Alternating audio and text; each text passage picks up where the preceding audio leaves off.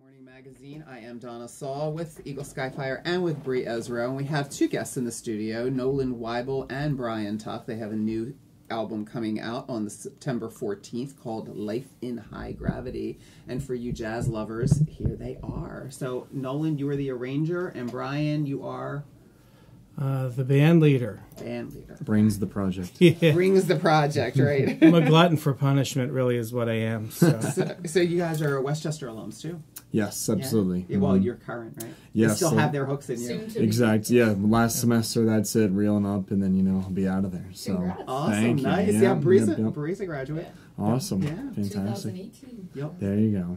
Yep. God, I feel old. Yeah. That's how it goes, right? Yeah. So how did this project come about? Is this your first CD? Under my own name, yeah. Okay. This is this band started up a couple of years ago, and I always wanted a big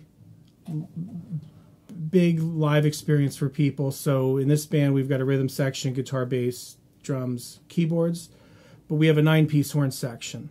So I tell people who aren't, jazz heads or whatever, if you like Chicago or Toto or Santana or bands like that, this is for you.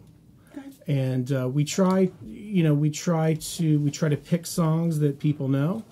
We got a Bee Gees song on this record that, a lot of, quote unquote traditional jazz people might not consider recording, but I know, for like my wife in that example, that was one of her favorite songs, and I know, you've heard How Deep Is Your Love hundreds of times. So by picking some songs that are familiar to people, when they come see us, even if they're not sure what they're going to get something they're familiar with, and it's a great experience, and they're going to leave happy, which is, really the goal, because we're musicians, but we're entertainers. It should be fun to come see this band. Well, can we jump into one of their songs? We're probably not going to be able to play the whole thing because of the length, but let's hear it, and then let's talk a little bit about Brother it. to brother? Is that okay? Yeah, let's go. do it. Cool.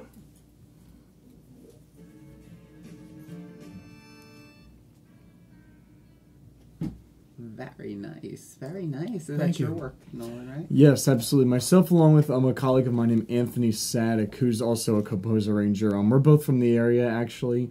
And, we grew up here. We're in school at Westchester. Anthony is one of, 8 brothers and sisters, and they're all, I consider them musical prodigies, and he's actually moving out to Nashville in a couple months. But, I really, Bryan approached me about the project and wanted some help getting charts together, and I referred to Anthony to get some help. So the two of us really took the whole thing on and just, tried to tackle as best we could, and really tried to honor some of, what Bryan was talking about, some really great classic tunes, but put a new spin on it as well, too. So that's what I think myself, Anthony, and Bryan, too, really love about the project, is that there's something for everyone on there, Anyone can pop this album on, and there's something that you should, find hopefully pleasant to listen to. Yeah, so how do you decide to, be an arranger? Where does that come from? Have you always been musically inclined? A little bit. I kind of started like any other kid in middle school. I started playing an instrument in 4th grade, and I'm a trumpet player. That's really what I do. And just along the way through college and through playing out, I've done a lot of different types of music. Anything from I'll play in church in Nebraska Quintet on Sunday, I'll play in a rock band on Friday night, and that's what I like to do. I just really like to be around music, and there's other skills I try to acquaint myself with just for me, but also to work too. And arranging and composing was one of them. I really just fell into writing when I got into college, and Anthony is really a pro at it, and so I really deferred to him to, help me get some expertise in it. But yeah, it's another tool in the toolbox I really tried to pick up along my way. And is this the first time you've been published, the album? I mean, you've actually got something down that... Yes, absolutely. I've done multiple arrangements, things like that, and I've gotten the opportunity to do some live performance, but it's the first time, and from Anthony as well, too, that we've had multiple arrangements on a track, produced on an album, be able to put them out. Will be out on Spotify as well, available for purchase for vinyl. So it's very cool to have something. This is, our baby, we put our names on it. So it's very, very cool. Yeah. So how did you conceive the project, Bryan? Well, so the band, like I said, had formed a couple of years ago, and part of it is finding the right mix of personalities. So this thing is a machine. So when you get the record, there are about 16 or 17 performers on there in different configurations.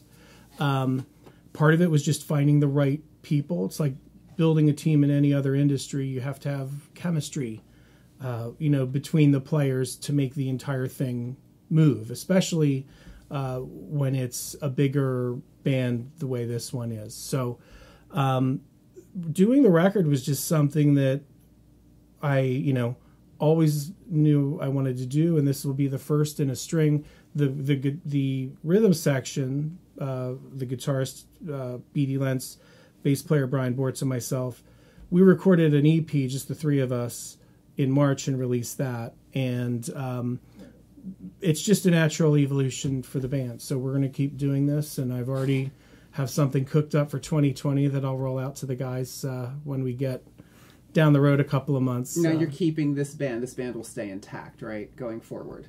Yes. This is your band. Yes. Your band. You guys are all okay. Yes. So when you did you find, like, if you're the band leader, or you conceptually put this all together? I don't know a lot about jazz, so I'm kind of stumbling through this in some respects. I tell people that this is a rock band in a big band's clothing, because when you come to see us, we'll be at the Kennett Flash, which is a 100-seat listening room in Kennett Square. They're getting a lot of press lately. I mean, they're doing some, there's been some stuff around here, but they're really kind of taking the lead now and really coming out. Like, they're the horse that's winning the race. It's the only room of its size in the area. Yeah. Okay. So for us, 100 people, that's a good...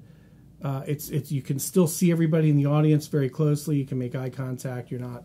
it's sort of an intimate experience. Yeah. But we'll be there Saturday, September 14th. You can, if you just go to kennettflash.org, you can get tickets through their website. But if you, like I said, even if you don't know stylistically what it is, just come see it, because when you have all of those performers on stage, and I will put these guys up against anybody. We can take this band to New York or to Nashville or Chicago or LA. We've got some really terrific musicians from the Lehigh Valley, from North Jersey, from Westchester University, from University of the Arts in Philly, and these guys are all killers. In a good way, everybody. Did you approach them? I mean, did you construct this band? You said a lot of it was I know a guy. Yeah, is the method. Yeah. So I talked to Nolan, and I'm like, okay, we're looking for a baritone sax player. We're looking for a third trombone, and Nolan's like, I know a guy. Yeah. Or we needed a singer, kind of like a Philadelphia thing. Very much so. Yes. Yeah, in a good way. We we cover a Tower of Power song on this record called "What Is Hip," and we needed a singer. And it's a very difficult song to sing, and we went through 6 or 7 people before we found our guy to do this, because it's at a very high register, and there just aren't a lot of male soul singers that can get up to those notes and hit those notes well. But that was because the bass player was friendly with, I know a guy.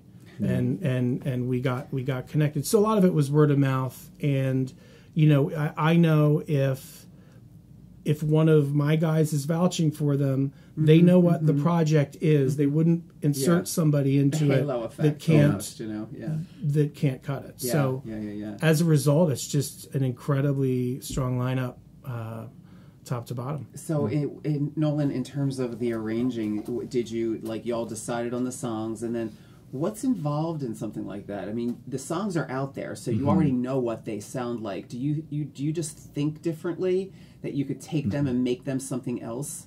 Sure. I'm always fascinated by that, because you watch The Voice, right? And they take these songs and they make it their own. How do you even do that? Yeah, you got to give people something different, for sure. Yeah. Absolutely, and that was the real challenge of it too, because Brian picked a really diverse lineup of tunes, and there were certain things that he handed me and Anthony, and we know there were moments like, geez, what are we gonna do with this? Because for example, the Beatles tune, we did Norwegian Wood. The Beatles version of that. There's a million different rock covers. There's jazz, and there's a Buddy Rich cover of that as well too. Did you have to listen to all of them to kind of make sure you get your vertical that's not like anybody else's? Yeah, and not even just trying to and then the challenge from that comes, we don't want to do something just to be different. We still want to do something that we really hear. So the one that was most applicable to Anthony and I was the Buddy Rich High because it's strictly an instrumental version of it. So, but we said, like, you know what, we want to do something different than that as well. And then we created a product that is, you know, very unique. And I think me and Anthony are very proud of that one specifically because, you know, it still honors that original Beatles tune, but it's definitely got a spin on it. So that's really what we try to do. Like, just like you said, we'll sit down, find every recording we can, say, okay, what's the scope? And then, you know, we'll look at each other. What do we want this to sound like in a way that's still, you know, Brian's happy with it, and it still gives on to the original tune, but it's still something new. It's very much something no one's ever heard before. Yeah. So it's a unique challenge. It's almost in a way I find more challenging than writing something completely original. I would think, yeah. Well, here's my dumb question, my amateur question. You know how there are always these lawsuits because, and there was one about a big rock band a couple years ago that, you know, they stole. What's his name? Robin Thicke. Oh yeah, that was a big thing. Right. It was a turning point in the industry. Blurred lines. Right. Yeah. So how do you when you're? I mean, notes are notes. Is it the sequence of notes that you can't take, or like how do you do that? Because there's only so many in a scale, right? And it's the way they get lined up. Like, what is it that they protect? There's all kinds of different rules. I mean, there's a point. There was an article the other day. You know, someone tried to file a lawsuit, and they said, you know, you can't own the major scale. And I mean, you know a lot about this side of the industry as well. The answer is infringement is what a jury says infringement is, which is very, very dangerous. So Katy Perry just lost a case not that long ago. I think that story just came out last week. That's what I was talking about. It was over a scale. It's over like a 4-note sequence. So it's until there's some real copyright reform from Congress. We're going to continue to see a lot of litigation because the penalties are very tough. Plaintiffs' attorneys get attorneys' fees attached to those claims, and there's a lot of incentive for the plaintiffs' bar. I was just going to ask that. So it's almost like you can generate revenue just by throwing a lawsuit out there, and the chances are 50-50 that a jury might agree, right? Well, that's one way to put it. And that's what's dangerous. That's what makes lawyers so dangerous, unless they have some ethical guidelines to go by. I mean, yes, they're looking at the law, but I think there has to be an inner morality compass that says, look, you know, there's only so much here. And if you show good intent, blurred lines was so obvious. I mean, to me, I even listened to it, I'm like, come on, man, you know? But I think that if maybe like someone like yourself shows good intention that you're trying not to use it, but the sequence just kind of happens to line up and it maybe is a one piece or a one-time thing. Sure. But lawyers get paid to lawyer, right? So sorry to all the lawyers out there, but y'all know who you are. But, you know, I don't think it's fair to the musician because you're taking something it's different than something that's empirical. This is like a creative, from the heart, kind of a different, very, I don't even know how I'm trying to say this, but kind of an elusive thing. And I think you got to respect the art form, you know? Yeah, it's not like it's, patents are much different. They're very, they're very technical. There are drawings, there are diagrams. Right. It's much more obvious if there's patent infringement than if there is copyright infringement because it's a little bit more kind of ethereal. Well, think about how we learn too as musicians, even like whether you're learning music inside, outside of school, amateur profession, the best way to learn music, if anyone asks you, is, you know, to listen to other musicians. That's what you do. You're listening to the radio. You're listening to music and trying to best thing, you know, get like, how do I sound like that? We're basically trained to be copycats. And like of every great, there's something, you know, and then no one goes in with that the intent, you know what, I'm trying to steal that work, but like, no, we want to sound and be the best musicians possible. And what a better way to do that than to listen to and learn and be just like the best. And through that process is how you really develop your own individual voice. Yeah, and that's a long process. You know, it's a hard thing. It's something me and Anthony, again, we're really careful with. You said, you know, we really love this sound, but you know, this has to be the Bryan Tuk complex. This has to be what we want to hear. Well, and in our case, we avoid all of that by paying the licenses. So in order to record someone else's composition, so like let's say for example, we want to record a Beatles tune. There are third-party companies out there. You go to them; they are the rights managers for the Beatles on that composition. You buy a license. We're going to sell 1,000 copies. Okay, you pay us X number of dollars. You get the license, and then once you've purchased the license, we can record the song, we can publish the song, release the song for sale, whether it's online or in physical form. So you play by the rules. Really, So is so as the long as answer. you've asked permission, you can do what you want with the piece. within the scope yeah, within the scope of the essentially. license. Yeah. Yeah. It sounds to me like it's like every other industry. You know, you Correct. have a lot of people doing good work and the right thing, and then you have a handful of people they're trying to get over and want the easy way out and just steal it and hope they don't get caught. When you kind of wonder because everybody gets caught ultimately. So Yeah. I haven't worked with anyone like that quite yet. But I mean, you never know. Hopefully, I'm hope for the best. It's part of the problem is that the legal landscape for this is not very clear. Yeah. So if you're a beginner, like if you're just coming out and you're and now that technology makes it so easy, you can play a song in your bedroom on a guitar, publish it on your YouTube channel. No filter, there's no gatekeeper, there's no record company, there's no agent, no manager. But if your song that you just put out to the world has a chord progression in it from Jimi Hendrix or somebody like that, somebody's gonna come see you because there's software. Now a lot of it's software driven online. So there are algorithms that take what is published, match it up against libraries of songs. It's all math anyway. Music, yes, really. So as a result, it's easy to it's a lot easier to catch infringers now because everybody wants to be a YouTube star or on Instagram or whatever.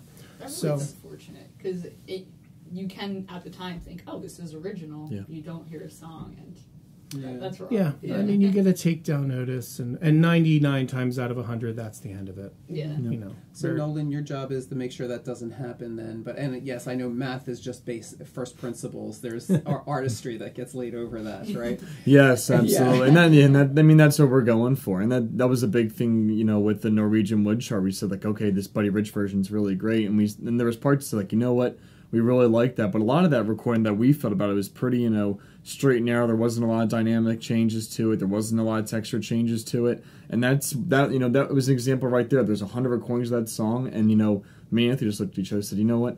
No one's really changed the time signature. No one's really had a flute solo going over what the guitar melody's playing. Like, and it's stuff like that where we were like, you know, this is very out of the box. So if someone came to me and said, you're ripping someone off, and I said, I don't know how. Like, You know, it's kind of cool that you even think that way. Yeah. Because, like, who thinks that? Like, oh, listen to this. Oh, there's no flute. What? Yeah. Well, you have to give people something different because there are so many choices now, right? We're not really competing with other bands. There are no bands like us. Yeah. They're just not in the Philadelphia area. There just aren't. There might be like, you know, Three Horns or like, we're not really a party band. We're not really an orchestra. We're kind of in this weird space of our own. Like funk, jazz, rock, that kind of thing. But what we're really competing with is YouTube and Hulu and binge watching. And so we've got to do something that justifies people getting off the couch and getting out. Like, it takes a lot to get... Oh, yeah. Honestly, like, there are very few bands that I know of in the area that get me out of the house. Yep. Because...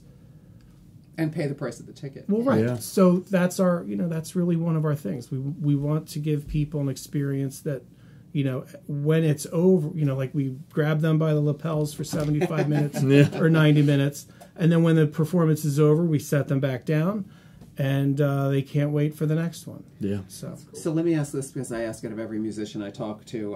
Who were your influences, your musical influences? Oh, geez. Right from the start, I grew up in more of a jazz and commercial background. I basically went to college to study classical music, and I do a lot of my work in the pop and rock. But in terms of early influence when I really got into music, my parents were 80s rock heads, so they're the biggest YouTube boosters ever. So that's how I know a lot of my repertoire, like Steely Dan, Doobie Brothers. Those are my first, they're my first musical influences. But in terms of a trumpet player, I really love Chet Baker as a jazz musician. I love my first jazz trumpet teacher was a great Clifford Brownhead. So those are my jazz influence. But now I absolutely love funk. That's like one of the big things. And, you know, we do a lot of funk and rock and like in your group. And that's why I'd absolutely love playing with you guys. So in terms of funk, there's an artist out right now named Corey Wong who has a funk band. He's a modern day artist. He's like what I'm listening to right now. You know, he has a horn section band and a rhythm section. He does a lot of studio work, so that's someone who's out there today like doing, it's all instrumental, it's funk music, and people love it. So that's, you know, from early influences like jazz, and now I'm really into this funk stuff, and there's people still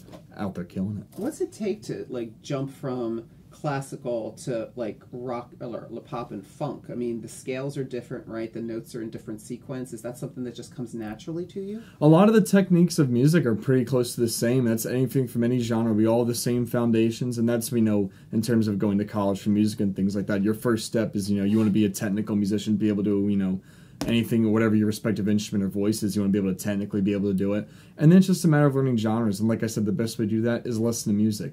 Or find people in your industry who are working, who are doing it, and hang out with them and talk to them, really get inside their head. And that's what I try to do. I said, I went to foundation as a trumpet player, went to college for music for that. And now I do a lot of my gigging, my work, and the wedding band scene and covers. And then this is like a really fun creative outlet for me, working with Bryan. And you're all three, the kid pays well, it's a fun gig, your music's absolutely, and like I love working with you guys. So that's and hanging out with guys like Bryan, it's like, okay, and that's really where I get this large buffet of styles from. So I like that buffet of styles. I like that. How about your influences, Bryan? Well, I was I grew up in the 80s, so for me the classic rock was not that far past, right? So for me it was guys like Mitch Mitchell, who played with Jimi Hendrix, or Carl Palmer. From a jazz standpoint, Elvin Jones, or Buddy Rich, of course. And there are so many players now that are just technically blinding. They're fast and precise and technically very good, but maybe the content isn't as moving for me anyway. So I tend to really gravitate towards the older stuff, which is why the repertoire of the band is we picked songs, in a kind of small committee. But they were songs I always had like some connection to indirectly or directly. There's the first song we heard is a Gino Vanelli song, for God's sakes, which a lot of guys in the band were like, "Who's that?" And I'm like, listen, back in the day, this guy had a couple of #1 songs, he had a whole thing, and it's a rock band, but harmonically, it's very much jazz influenced, and there's a lot of like minor key stuff going on that's interesting for us to latch on to and expand on that. It was like there was one guy in the band who was like, "I remember when this record came out. It was 1978." Doesn't sound like that anymore. But it's again, it's not something you're going to hear down at the corner pub. That's for sure. So well, Nolan Weibel and Bryan Tuk, thank you so much for coming in. Your CD is called Life in High Gravity. It drops on September 14th. Where can people get it? You can go to BryanTukComplex.com. And there's a button right at the top that says pre-order. So if you click on that, it'll be out on September 14th, and the pre-order gets you a digital download plus one physical format. So we're going to do CDs and we're going to do vinyl for this one. Nice. So, and what song are we going to be listening to on your way out? This is a Pat Metheny tune called "Dream of the Return," and it's always been one of my absolute favorite pieces. It is a showstopper. It's just a ballad that has this huge build in the middle, and you get to the top of the mountain, and everyone's kind of, borderline weepy. So it's fantastic. We love this one. Well, thank you so much for coming in. It's been a pleasure. Thanks for having us. Cue that up, and we'll say goodbye to the gentleman. Nolan Weibel, Bryan Tuk, Life in High Gravity, dropping on September 14th.